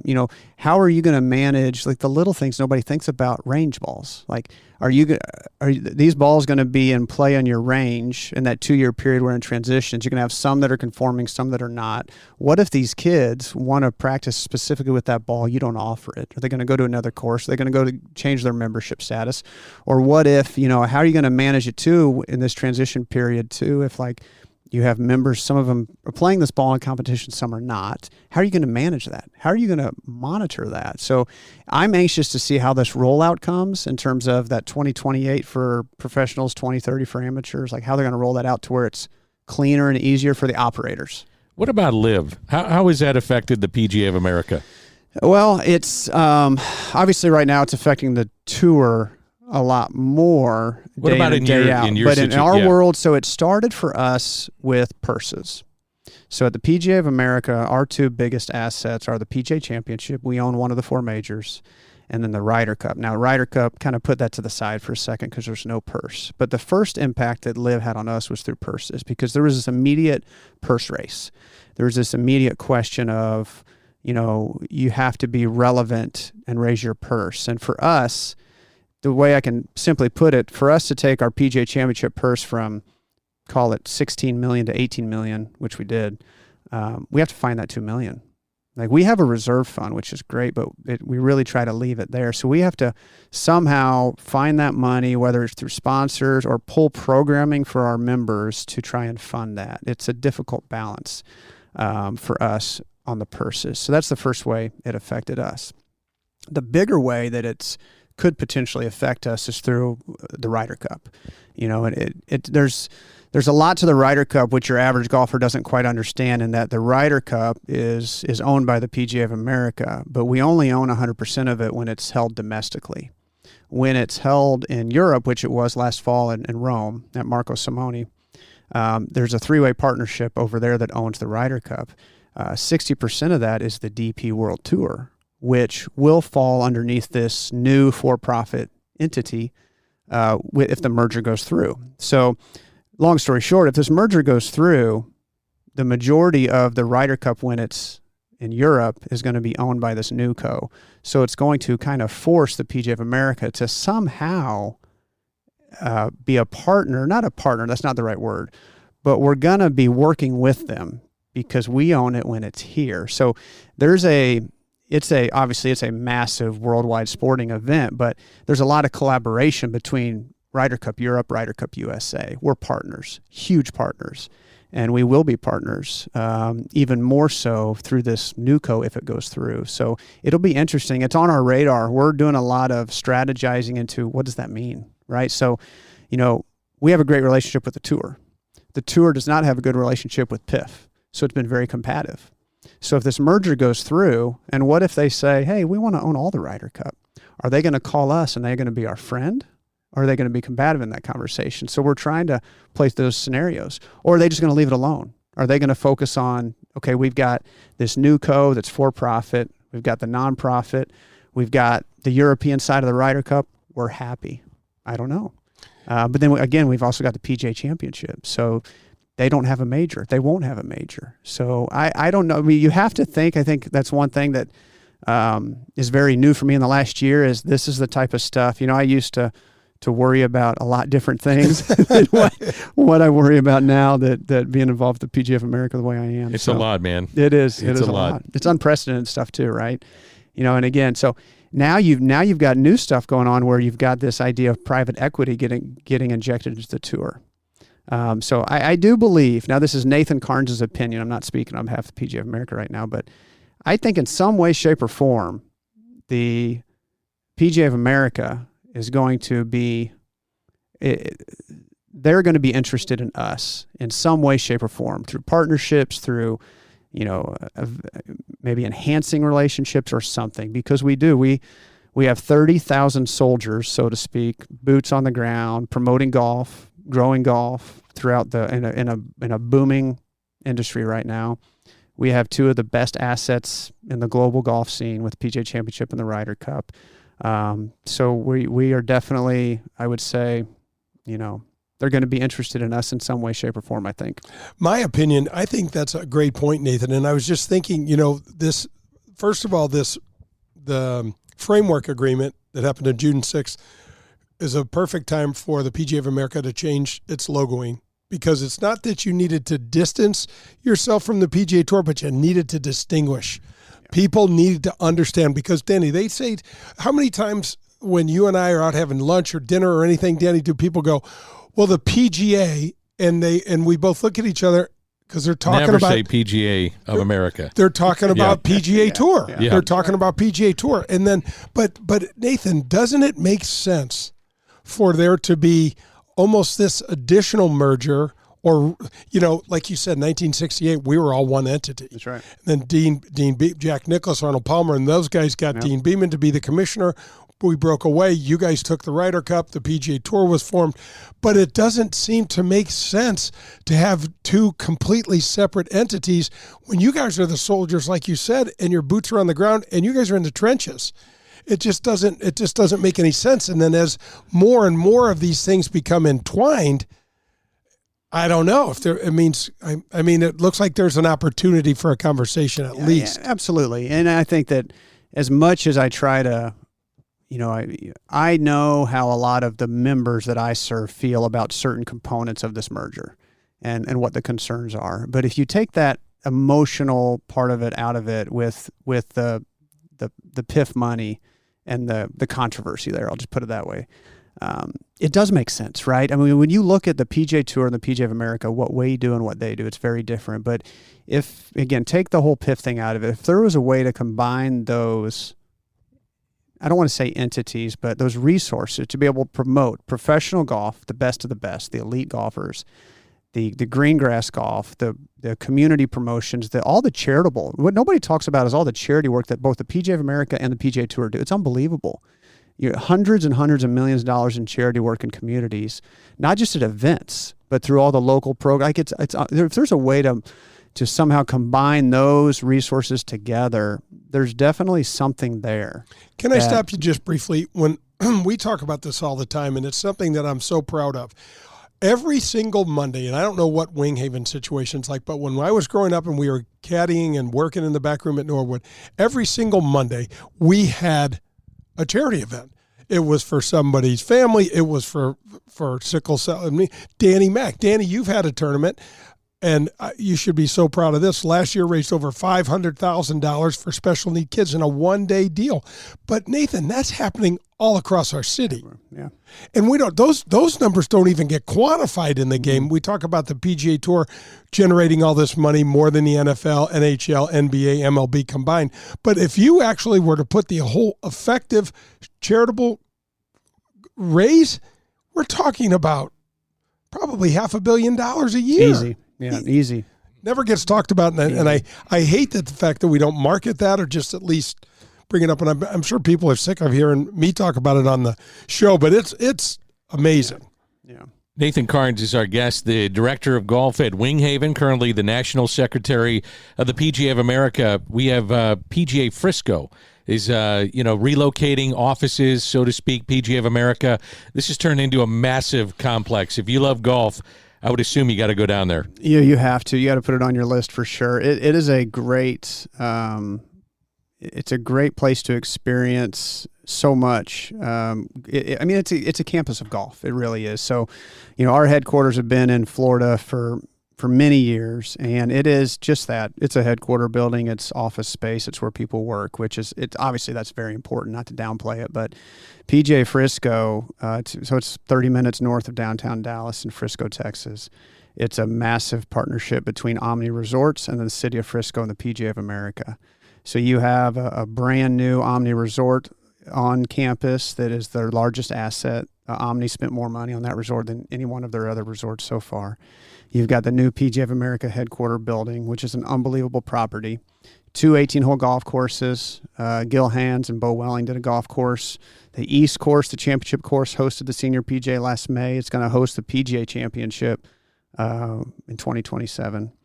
And it's going to host it's basically all of the PGA of America's tournaments it has on the calendar, other than the Ryder Cup for right now. You have in the middle of this complex a place called the District, which has a big jumbotron. It's a community area. It's got, I've heard the second largest putting green in North America. We're trying to figure that out. It's huge. They always have like 3 or 4 9-hole courses set up on it. It's free for the community. You've got next to that a 10-hole lit par 3 golf course. You've got shops, restaurants. I was actually there last week. We took the kids down. Cool. We took the kids down to the Cotton Bowl and we stayed there and we hung out on, I guess it would have been the 30th. and the place was packed with people just putting, playing the short course, if you can play the big golf course.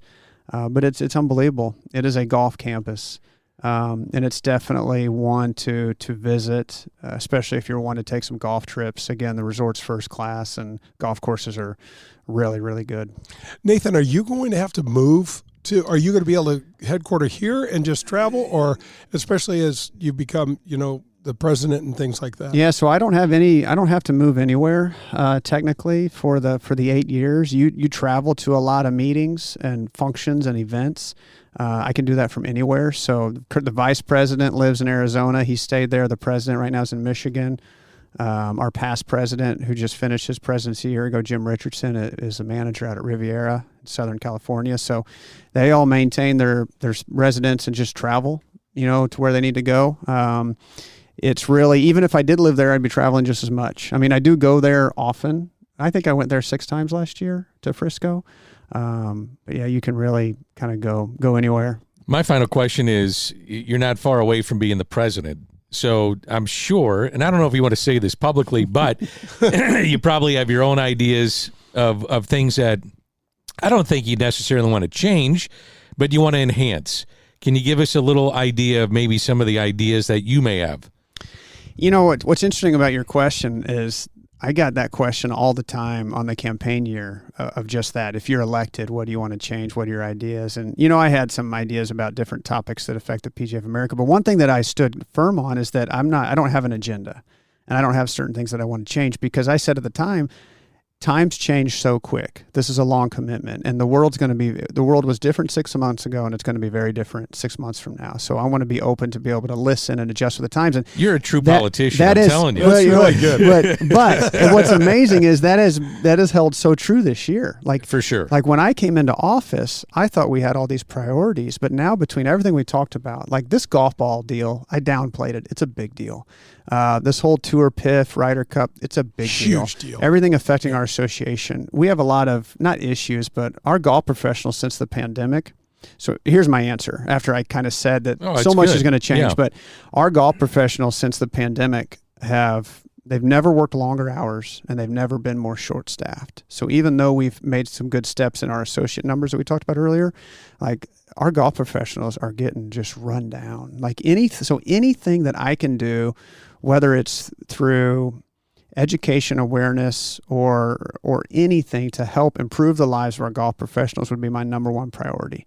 So we're starting to see a shift of golf professionals getting more like weekends and holidays off, or working less hours, or getting more support from their owners, hiring more staff, spending the money to invest in their staff, giving more support, more resources to try to take the load off. Because even though those numbers look good, there's a lot of people that since the pandemic are like, I can't keep doing this. I'm going to go ahead and retire. I'm going to get out, or I'm going to work somewhere where it's 40 hours a week. Well, if we can create jobs in the golf business, even though we're open all day, every day, to where you're working 40 hours or 45 hours or whatever that is to make it more attractive, then that's going to be huge. But it ties into education, compensation. Like we could talk for a long time about ways to make the industry better to get more golf professionals in it, but stay in it, retain them.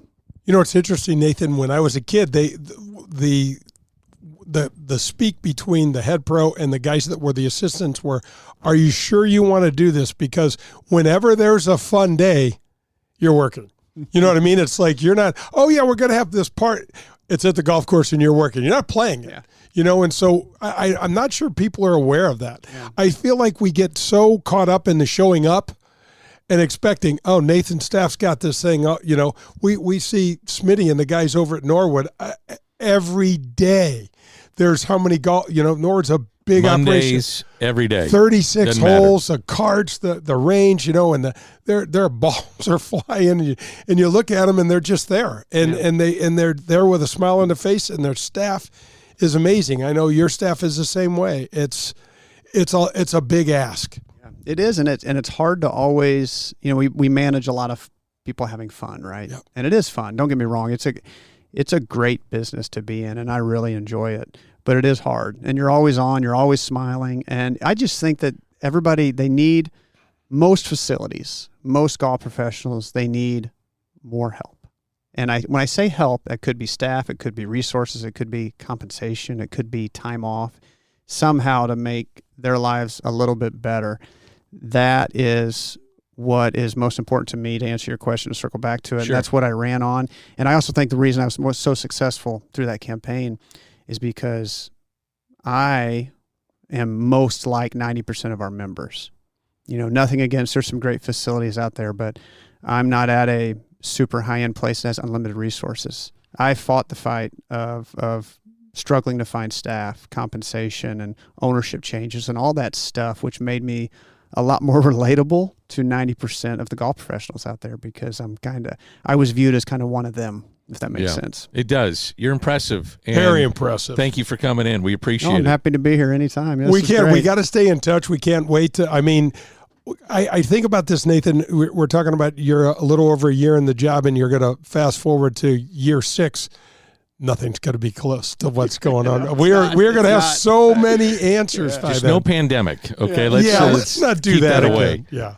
Well, I think the good news about that is I think we all learned how to manage the pandemic, so the world won't shut down if another one Golf was at the forefront of it. It was great. That was the thing, and it's exploded because of it. You know what's cool is the golf with some of the allied organizations. The PGA of America actually led the charge a few years ago with the back to play basics, because a lot of states like Illinois was awful in terms of like 15-minute intervals. They literally dictated what golf courses could do on their tee times and their people, versus Missouri, where I live, St. Charles County, had no restrictions, but here had a lot of restrictions. Awful. So it's just, but the PGA of America led that charge, worked with the CMAA, the Golf Course Superintendent Association, allied associations, to try to create these basics, back to golf basics, which they then sent out to all these community leaders and politicians and tried to get people back on the golf course, which helped greatly. Thank you so much. Yeah. Thanks for doing it. Yeah, thanks, guys. That's Nathan Charnes, Director of Golf at Winghaven, currently the National Secretary of the PGA of America, and we'll be back with more in just a moment. Are you driving an out-of-warranty car? It's only a matter of time before your out-of-warranty vehicle is in the shop costing you thousands of dollars. Auto repair costs are up nearly 20% from last year, which is 4 times the rate of inflation. If an unexpected breakdown happened today, would you be ready for that? Well, now you can be with a plan through CarShield. Even if your car is just over 3 years old, it's still prone to expensive costs. Your car is more than just getting you from point A to point B. Traveling by car is a way of life. From picking up your kids to going to a new restaurant, cars are a daily essential. When you enroll in a car protection plan through CarShield, you can look forward to the following. The price will never go up no matter how many claims you file, or no matter how high the mileage on your car increases. CarShield offers protection plans that start as low as $100 per month. That's $100 per month. They have repair coverage for up to 5,000 different parts of your vehicle. Plus, when your car breaks down and you're stuck on the side of the road, you get 24/7 coast-to-coast roadside assistance. You also get complimentary towing and rental car options. CarShield has my back when my car breaks down, and they can have yours too. Call CarShield today at 800-465-6550 or visit carshield.com. It's CarShield, proud sponsor of the Golf with Jay Delsing show. This is Adam Betts from Family Golf and Learning Center located in Kirkwood. Our motto is play your best golf. We have the best instruction for every skill level. 2 female instructors along with our 8 PGA instructors. We're there for the kids and the adults who are starting to play and trying to refine their game. Family Golf and Learning Center features a double-decker driving range, grass tees, and a short game area, along with indoor simulators and a performance center. That's not all. Don't forget about our Back Nine Bar and Grill. Find out how we can help you and your family. Head to familygolfonline.com. That's familygolfonline.com. It's Family Golf and Learning Center, where we make St. Louis better at golf. Daugherty Business Solutions has been enhancing the business of our customers for the last 37 years. How do we do it? Through our expertise in technology, better use of data and analytics, artificial intelligence, and machine learning. We roll up our sleeves and collaborate. We build applications and effectively communicate with our partner clients to bring their goals and objectives to the finish line. Our award-winning Access Point program is a community game changer. With nearly 100 students in the program, mostly young African-American females, are making between $55,000 and $60,000 per year right out of high school. That's right, $55,000 to $60,000 a year right after high school graduation. That's when they begin their training. CEO Ron Daugherty believes the talent is equally distributed, but access to that opportunity is not. So here's Access Point, providing more and more opportunity for those in and around our community. It's Daugherty Business Solutions. For the best in Italian cuisine in St. Louis, look no further than Paul Manno's, located in Chesterfield. It's traditional Italian cooking, and their best ingredient, it's their tradition. It's cooking like Paul's grandmother used to make and like his mother still prepares today. There are no corners cut at Paul Manno's. From greeting you at the door to the pasta you'll share with your family, Paul Manno's is committed to bringing you their very best anytime you share a meal at their place. It's Paul Manno's, located in Chesterfield. Redbird Heating and Cooling sponsors the Veterans Vocational Apprenticeship Program. Jed, the CEO and former Marine, will teach, mentor, and sign off on educational and mechanical work hours to help you get fully licensed while you work and get paid by the company. What a great way to launch your career as a fully licensed HVAC specialist. Visit redbirdhvac.com. That's Redbird Heating and Cooling. Hi, this is Peter Jacobson, and you're listening to Golf with Jay Delsing.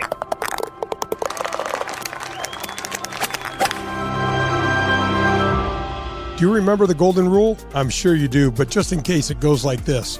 Treat people the way that you'd like to be treated. At People's National Bank, that one statement is the cornerstone of what this bank is all about. Locally owned, with 23 locations in Southern Illinois and the metropolitan St. Louis area, People's National Bank parlays a robust menu of commercial or personal banking services you could possibly need with a friendly yet hardworking Midwestern attitude. Maybe you just want to do business with a bank whose entire team lives in the same neighborhoods as we do. If you're like me and doing business with someone you trust is important to you, then People's National Bank is the bank for you.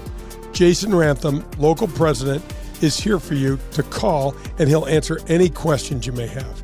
His personal cell is 314-974-2243. You can also find us online at peoplesnationalbank.com. People's National Bank is here for all of your banking needs.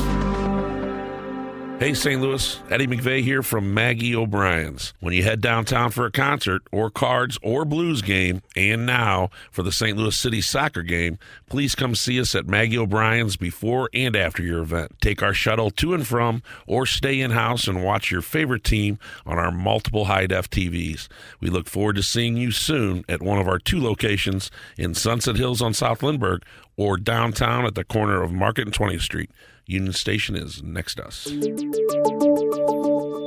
Powers Insurance and Risk Management is a family-owned local business that's been helping our community for over 200 years. In the always confusing world of insurance, Powers Insurance provides clarity, exceptional service, and the latest in cutting-edge products to deliver the highest quality in property and casualty coverage, as well as strategic planning consultation services. Powers Insurance and Risk Management will partner with you. That's right, partner with you to customize the right coverage for you and your family. Tim Davis, the Chief Operations Officer, will personally sit down and talk you through the ins and outs of your policies. They are experts at helping you control your workplace expenses and helping to guarantee the safety of you and your employees and their needs. You can visit them at powersinsurance.com. That's powersinsurance.com for all of your insurance needs.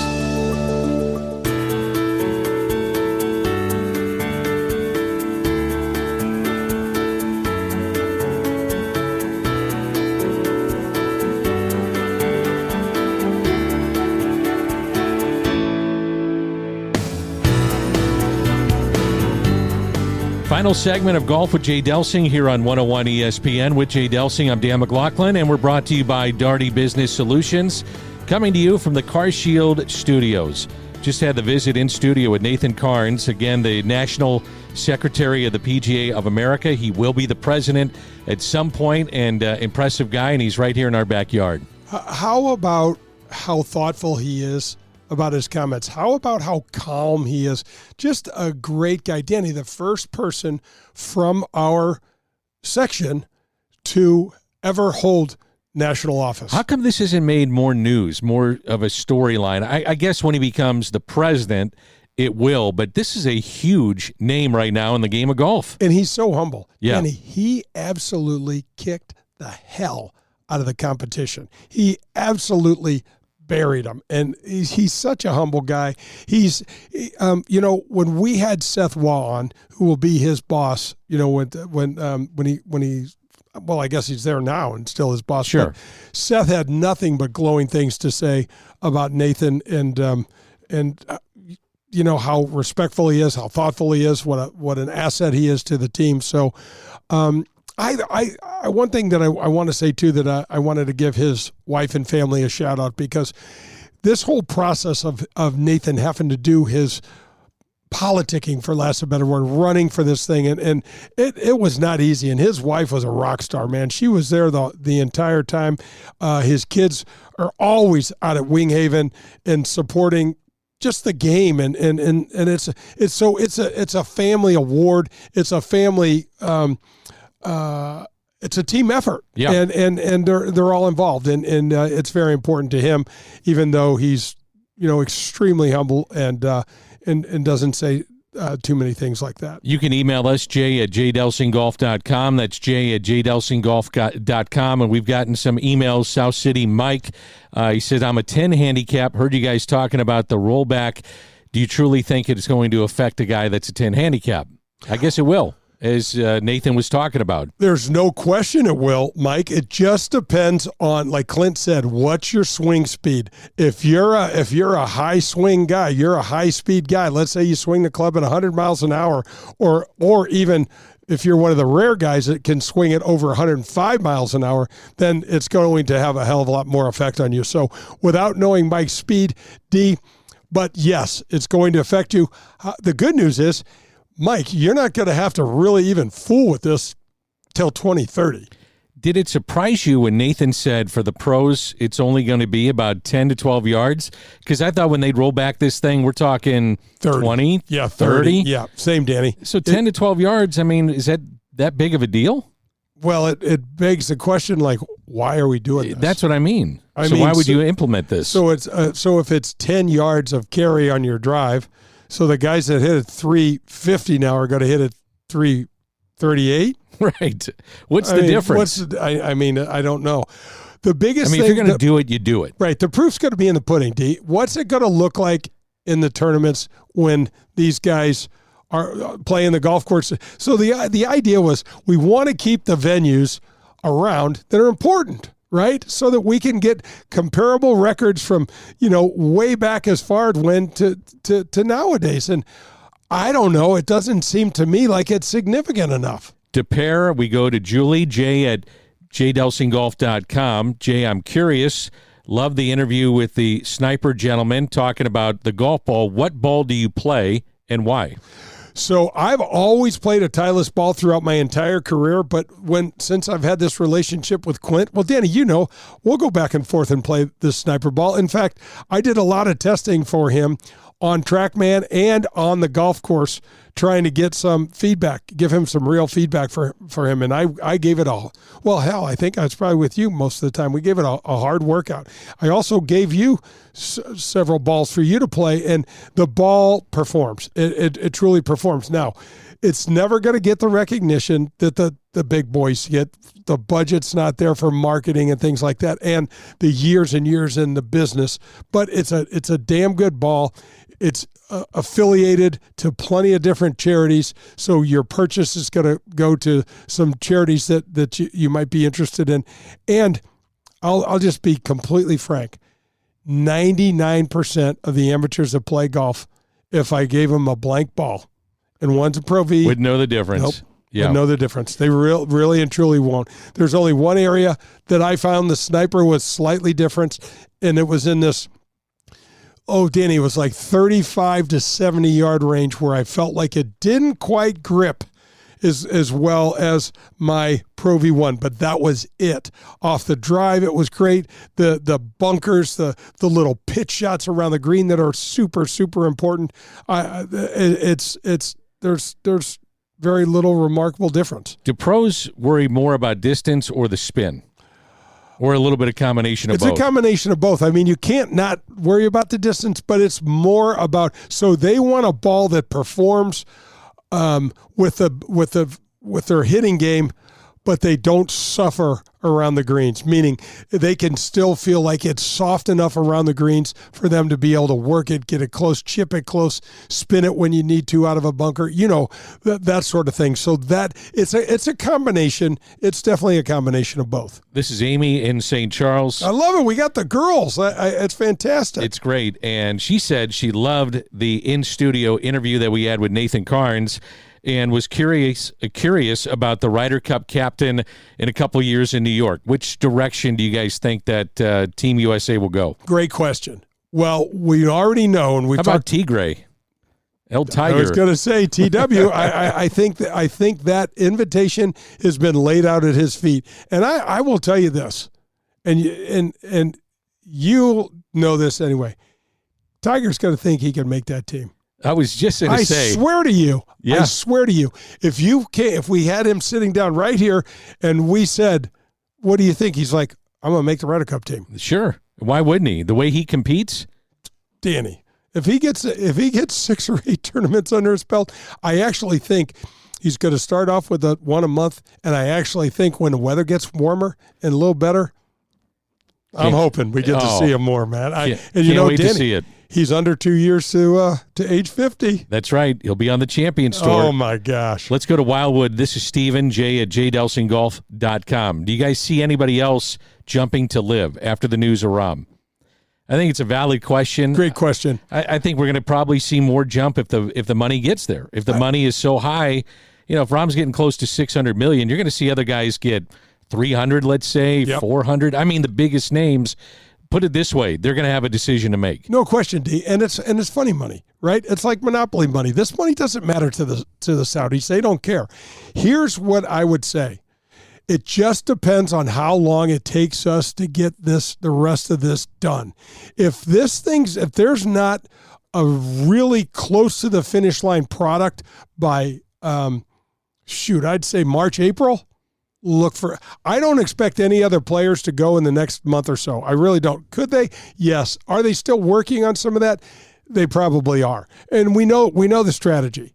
Don't you think they would have jumped, though, before the season began with the Century this weekend? I do, unless they wanted to play in the Century and play in a couple PGA Tour events before they jump. But we all know the strategy. You said no, we'll give you more money. You said no, we'll give you more money. We're just going to keep heaping, depending on the player, but we know what they did with Jon Rahm. It was $50 million increments, and they just kept adding on until the dam broke. Yeah. I mean, call me. Call me. Jay's available. Yeah. Send me the email, jay@jdelsinggolf.com. Can you imagine? I wouldn't care how much I embarrass myself. It's interesting, Dee. Now that they're going to be partners, I'm trying to get my hands around this. I did some research. I think I may have told you this off the air, but somewhere around 26 of our 37, 38 sponsors already do business in Saudi Arabia. This can be a thing that we can figure out. Yeah. It really, and by the way, we're going to have to. Well, the fans wanted to. Yep. The best thing, let's get the best players in the world, and let's see them every weekend on, let's say, CBS or NBC, channels that the average golf fan is affiliated with in terms of watching the game, and put the best guys out there, man. How exciting would it be for us to come back in this studio and talk about who in the field this week? Dustin Johnson, Bryson DeChambeau, P. Reed, Jon Rahm, Phil Mickelson. Rory, Phil. Exactly. How exciting. I miss it. Don't you miss it? I do miss it. I really do. Yeah. Philly Mick is a show all into himself, too.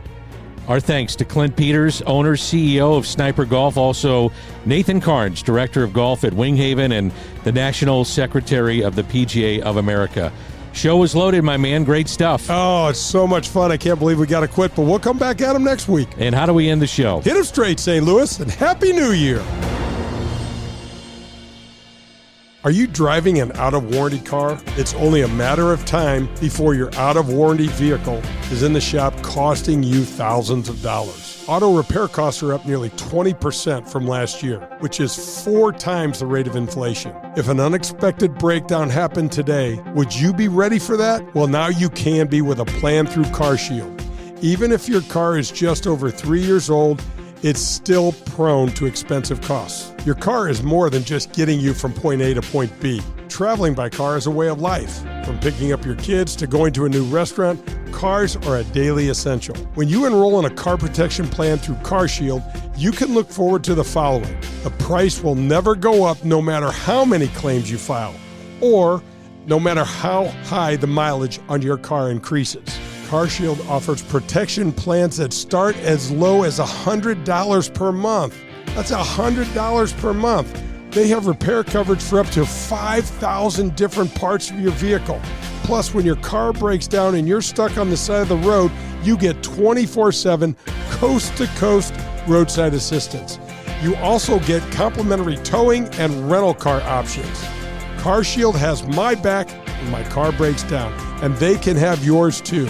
Call CarShield today at 800-465-6550 or visit carshield.com.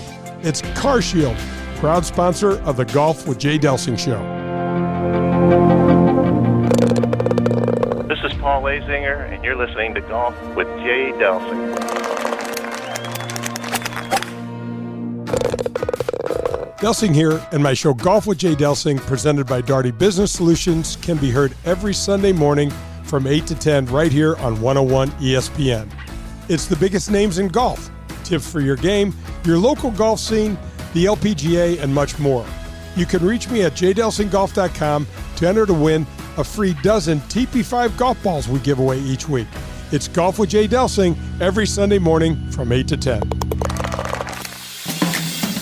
Family Golf and Learning Center. No matter your age or skill level, Family Golf and Learning Center, located in Kirkwood, has something for you. They've got it all. PGA and LPGA instruction, double-decker driving range, par 3 golf course, TrackMan simulators, a large short game green design to help you with all your shots around the green, bunkers, rough, and Zoysia fairway pitching. And now open, the Tahoma Bermuda Grass Tees, the best turf to hit from in St. Louis. It's all at Family Golf and Learning Center. To schedule a lesson or to find out more, visit FamilyGolfOnline.com. That's FamilyGolfOnline.com. Family Golf and Learning Center. We make St. Louis better at golf. Darty Business Solutions has been enhancing the business of our customers for the last 37 years. How do we do it? Through our expertise in technology, better use of data and analytics, artificial intelligence, and machine learning. We roll up our sleeves and collaborate. We build applications and effectively communicate with our partner clients to bring their goals and objectives to the finish line. Our award-winning Access Point program is a community game changer. With nearly 100 students in the program, mostly young African-American females are making between $55,000 and $60,000 per year right out of high school. That's right, $55,000 to $60,000 a year right after high school graduation. That's when they begin their training. CEO Ron Darty believes the talent is equally distributed, but access to that opportunity is not. So here's Access Point, providing more and more opportunity for those in and around our community. It's Darty Business Solutions.